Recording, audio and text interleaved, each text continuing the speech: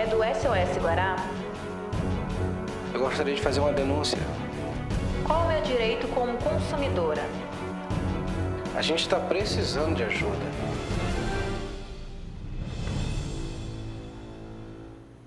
Olá, está começando o programa SOS Guará. Hoje, quinta-feira santa, a cidade já respira o clima de feriadão. Nas ruas, já não perdemos tempo com os habituais engarrafamentos. Muita gente aproveita a folga para viajar com a família e curtir outras paisagens. Mas quem fica por aqui precisa se informar sobre o que vai funcionar na Sexta-feira Santa, que é considerado feriado nacional. Nas agências bancárias e no centro comercial da cidade, o fluxo de pessoas era intenso às vésperas do feriado de Páscoa. Muita gente deixou para pagar as contas e fazer as compras na última hora. Segundo a Câmara de Dirigentes Lojistas de São Luís, as lojas da Rua Grande vão funcionar nesta quinta-feira, das 8 da manhã às 2 da tarde, e fecham nesta Sexta-feira Santa. O comércio reabre novamente no sábado, em horário normal. Já os shoppings funcionam com o horário normal até esta quinta-feira. Na sexta, as lojas ficam fechadas. Funcionam apenas as praças de alimentação. No sábado e domingo, o funcionamento volta ao horário normal. As agências bancárias e os correios encerram o atendimento na quinta-feira. No feriado, operações bancárias podem ser feitas somente nos caixas eletrônicos, serviços de internet bank e via telefone. Os supermercados funcionam na quinta-feira e fecham sexta. Voltam a funcionar em horário normal no sábado, das 7 da manhã às 10 horas da noite, e no domingo, das 7 da manhã às 2 da tarde. Durante o feriado, funcionam somente os serviços essenciais de saúde, limpeza pública, guarda municipal, fiscalização de trânsito e terminais de integração de passageiros. Unidades de pronto atendimento, os hospitais Socorrão 1 e 2 e as unidades mistas também vão atender normalmente. No Tribunal de Justiça, a Corregedoria Geral da Justiça e Comarcas do Estado, o plantão judiciário funcionará normalmente para atender casos considerados de urgência, como mandados de segurança, habeas corpus e outras medidas que exijam providência imediata. Infraero, empresa brasileira de infraestrutura portuária, alerta para o perigo de colisões de aviões com urubus durante pouso e a decolagem das aeronaves no Aeroporto Internacional Cunha Machado. Em 2009, foram registrados 3 choques de pássaros com aviões e este ano já foi registrada uma batida de urubu contra um avião comercial. Para tentar solucionar o problema, a Infraero acionou o Ministério Público Federal, que recomendou o IBAMA a fiscalizar as áreas próximas ao aeroporto, que são viveiros desses animais. Para diminuir o risco, o aeroporto toma algumas medidas de segurança. Avisa a Torre de Controle de Tráfego Aéreo para que oriente os pilotos sobre a alta incidência de pássaros e o uso de fogos de artifício para espantar os urubus.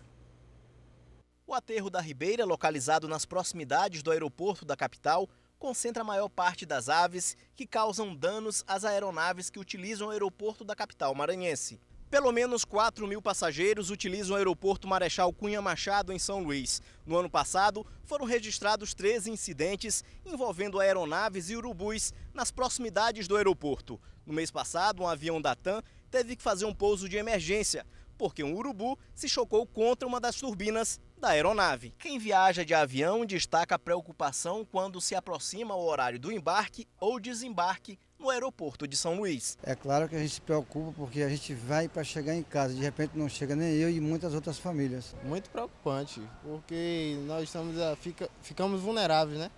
A essa situação, a Infraero deveria tomando alguma providência para recolher esses urubus da área aqui do aeroporto para oferecer melhor segurança, né?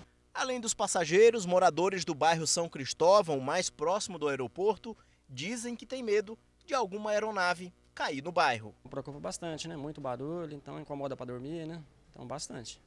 E o risco de uma aeronave dessa desabar? Desabar pode atingir, tirar a vida de muita gente, então é muito risco também, né? Este comerciante também se preocupa com a situação. Fica muito próximo aqui das residências do aeroporto e faz muito barulho para nós, principalmente durante a madrugada.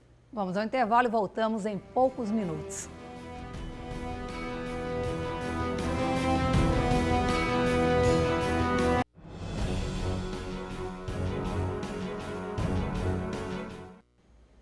programa SOS Guará exibiu na última sexta-feira, no seu quadro semanal Consumir é Legal, uma entrevista sobre planos de saúde. Esta semana, a nossa produção recebeu inúmeros pedidos de telespectadores para que a gente voltasse a esse assunto com o nosso consultor jurídico, Eric Abdala Brito. Atendendo aos pedidos, hoje, o nosso advogado vai tirar todas as suas dúvidas sobre os seus direitos ao contratar uma operadora de plano de saúde.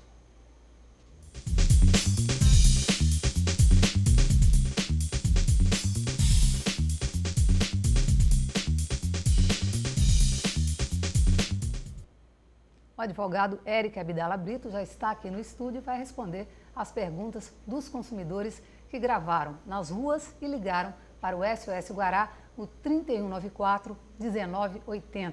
Prazer recebê-lo mais uma vez. Olá, Mônica, tudo bom? Prazer todo meu para a gente dar continuidade a esse tema que persiste, digamos assim, dúvidas. São muitas dúvidas, né? Muitas dúvidas, consumidores em geral, eu acho que inclusive geraria outras edições, mas estamos aqui para responder as perguntas do dia. Ok, então vamos aos questionamentos. Vamos à primeira pergunta. Doutor Eric, qual a carência dos novos planos de saúde? Eu ainda não consegui entender. Bom, persiste ainda com essas novas regras recentes divulgadas pela ANS, persistem os prazos anteriores de cumprimento de carência que são exigidos pelos planos de saúde de uma forma geral.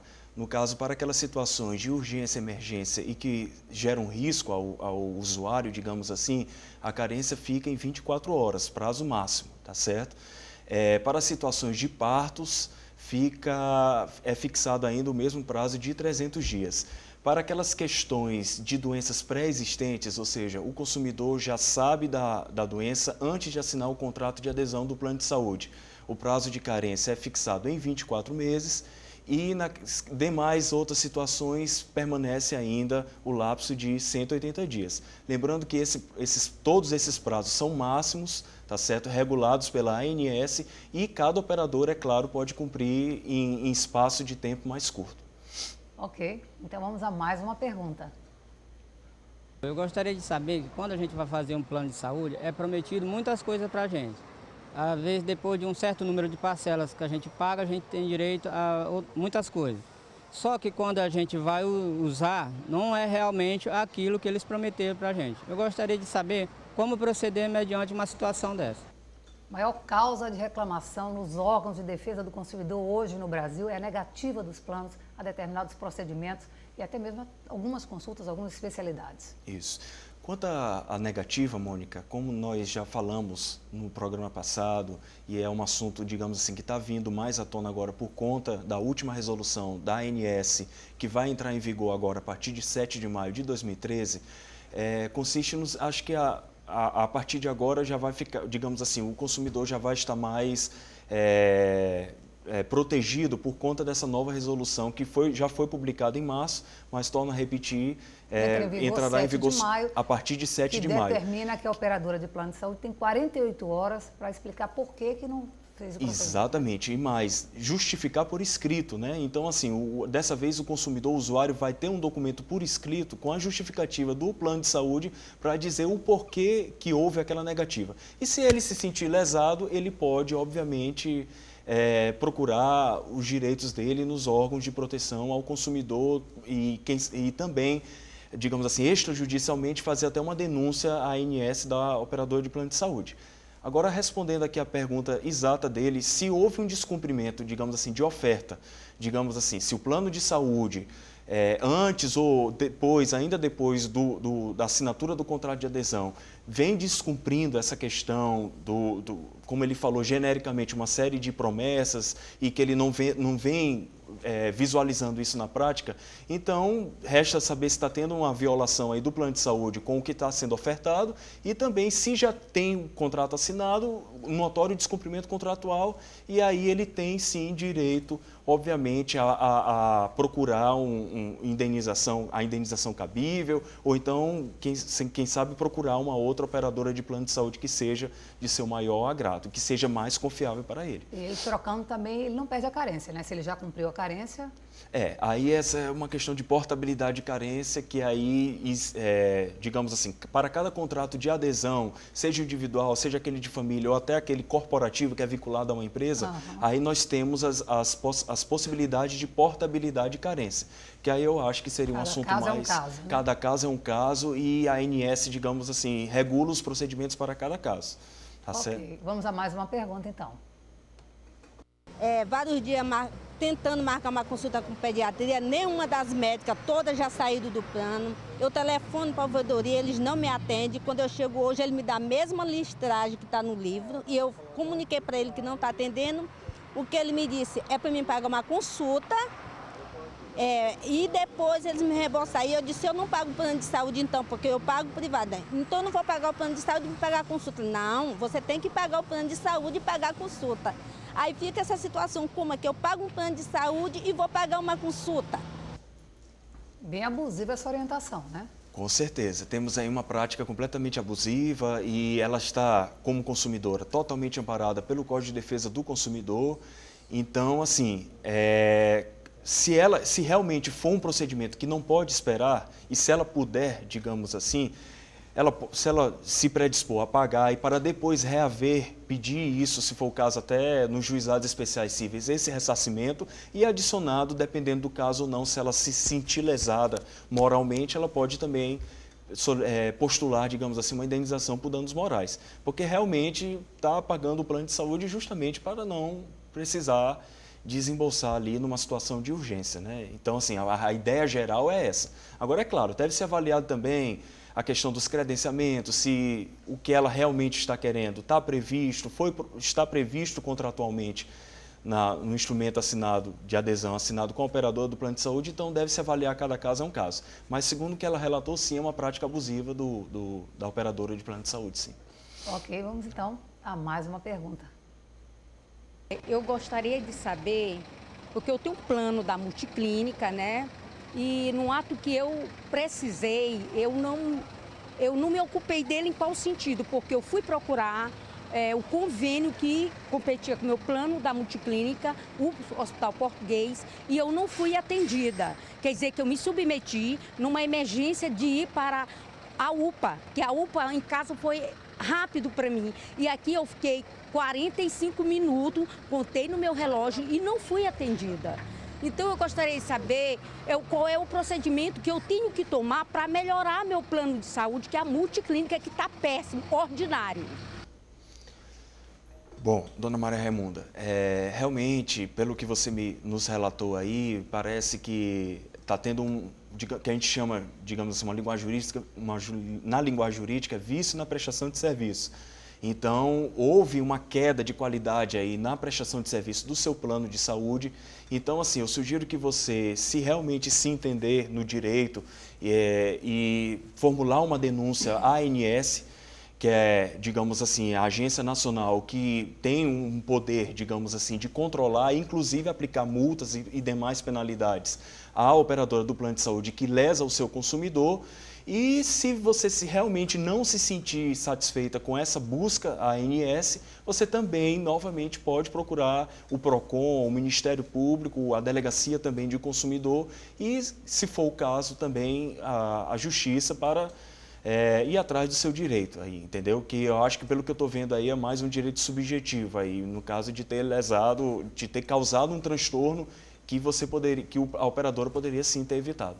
Uma dúvida também que chegou para a gente aqui na nossa produção, uma pessoa que precisa de uma cirurgia plástica e que não é um caso estético, é um caso mesmo funcional. Isso. Como é que ela pode proceder para que o plano dê cobertura total a essa cirurgia? Bom, Mônica, Precisa um laudo médico, o que precisa para respaldar? Se não tiver caráter, digamos assim, estético, ou seja, se não for aquela coisa por mera vaidade, entendeu? Não é uma coisa assim, é uma coisa necessária, é uma coisa de urgência, ou então uma coisa realmente indispensável à saúde para a consumidora que está querendo, ela precisa primeiro ver como é que está previsto isso no seu contrato. Ela deve revisitar o contrato de adesão e ver se tem alguma previsão com relação a esse procedimento específico que você me disse. Se não tiver nada, entendeu? Eu acredito que vale sim uma consulta ao plano de saúde para saber se ela pode readequar, digamos assim, o contrato dela para incluir isso e para saber também se vai ter alguma diferença na mensalidade. Mas, se não, acredito, se não tiver, digamos assim, previsto contratualmente ou na silência do contrato, eu acho que é cabível, sim, ela procurar o agente responsável da operadora de saúde para readequar, digamos, o contrato e fazer de uma forma que abranja. Agora, se for realmente de um procedimento de urgência, ela pode se valer do prazo dela de carência, que é de 24 horas para atendimento, que é o prazo regulado pela resolução da ANS. E, se for o caso, depois ela pode, eventuais perdas e danos que ela teve com isso, também procurar a justiça. Ok, obrigada pela sua participação. Obrigado a você. Nós vamos ao intervalo, voltamos já já.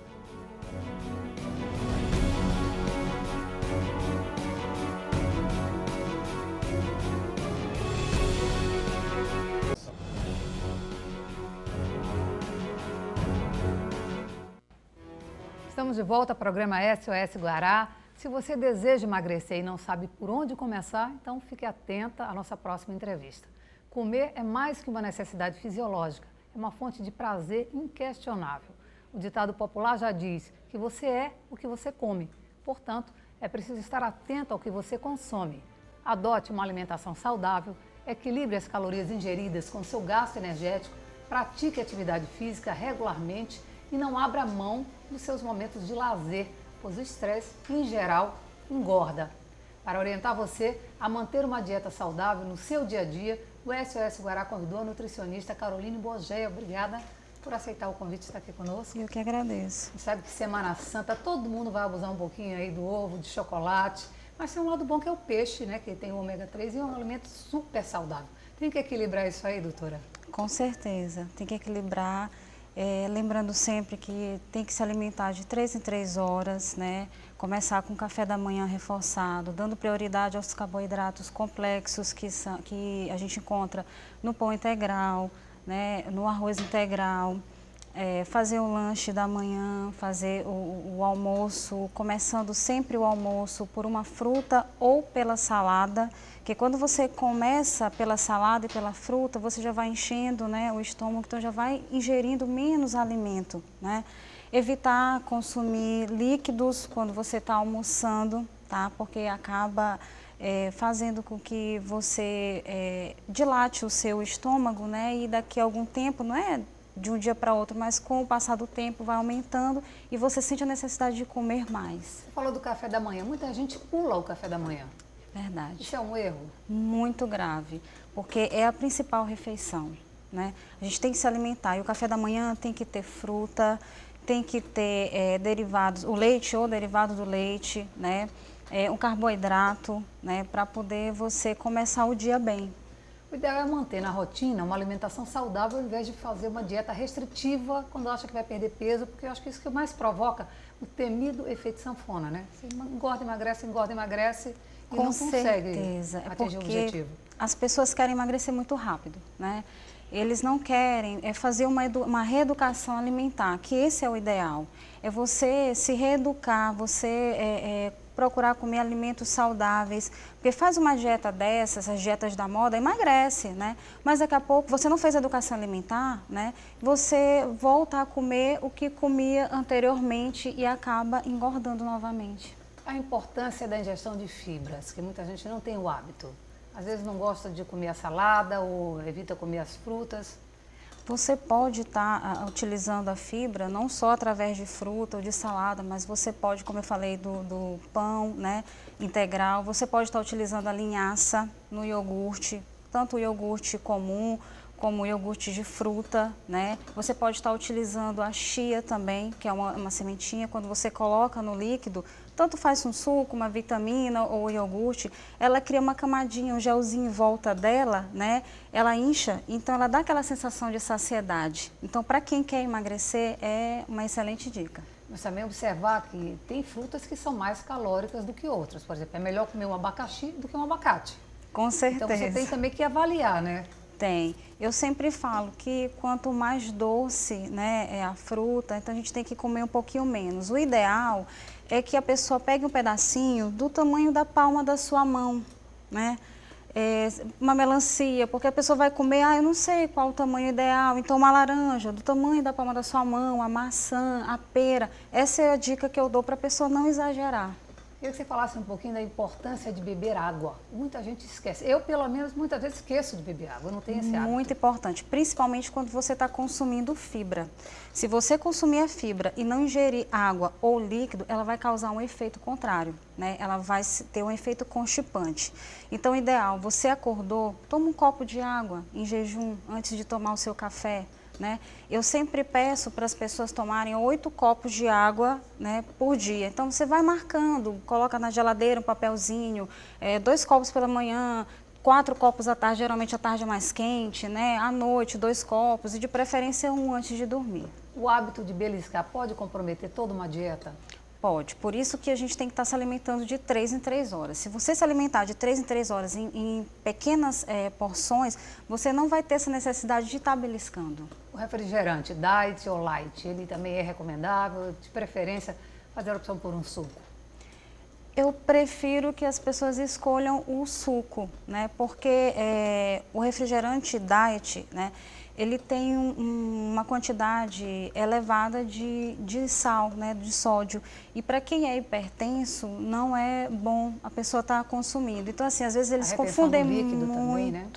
Eles confundem muito diet com light. Então, por conta disso, eu prefiro que a pessoa opte pelo suco, né? Mas, assim, tem gente que não consegue. Então, para que a pessoa consiga aderir ao seu plano alimentar, então a gente libera uma vez por semana ou 2 vezes, até ela conseguir adquirir o hábito de tomar o suco. E não basta a gente comer a fruta. Eu, pelo menos hoje em dia, acho que além de comer fruta, é preciso comer fruta mais orgânica. Porque às vezes você compra uma maçã, um morango, mas tem tanto agrotóxico naquela fruta que ela é altamente cancerígena. Fala, eu me alimento muito bem, minha alimentação é saudável. Que tipo de fruta você está comendo na sua casa? Então, o consumidor, às vezes, não quer pagar um pouquinho mais para ter qualidade de vida e saúde, né? E você já tem aqui em São Luís, você já tem o consumidor de comprar esses produtos? Encontramos em alguns supermercados, nas feiras livres, né? Existe o Cinturão Verde, né? Aqui em São Luís, que são produtores naquela área da Raposa, Passo do Lumiar, né? Que eles produzem esses alimentos orgânicos, né? A gente tem que ter um pouquinho de paciência para encontrar, né? Tem que procurar com calma, né? E saber que vai pagar um pouquinho mais caro por isso, mas vale a pena. E esse pessoal que faz dieta nos 5 dias úteis e no final de semana libera. Isso resolve alguma coisa ou ganha o peso todo de novo?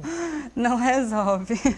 Quando a gente faz a reeducação alimentar, é para o resto da vida. Quando você aprende a comer direitinho, né, você come, não vai sentir diferença. Então, você passa a semana toda restringindo muito. Aí, quando chega no final de semana, você acaba comendo até mais do que você comeria se não tivesse restringindo. Então, assim, acaba prejudicando a dieta. Esse pessoal que diz assim, depois de 6 horas da tarde eu não como mais carboidrato. Isso adianta alguma coisa? Olha, o carboidrato é fonte de energia para o cérebro. Então, assim, eu aconselho os meus pacientes a trocar o carboidrato simples pelo complexo, que são os alimentos, o arroz integral, aveia, o mingau de aveia excelente, floco grosso, eu prefiro que as pessoas consumam do floco grosso, né? O pão, faz um sanduíche à noite, não vai ter problema nenhum, né? Agora, o problema é que eles querem exagerar, comer uma pizza, uma lasanha, uma macarronada. Minha cara, isso. A gente não pode deixar de comer, né? Vai ficar o resto da vida fazendo dieta. Mas, assim, a principal ideia é moderação, moderar. Ok, quero agradecer a sua participação no SOS Guará. Obrigada pela entrevista. Eu que agradeço. E o programa fica por aqui. A gente se vê amanhã, ok?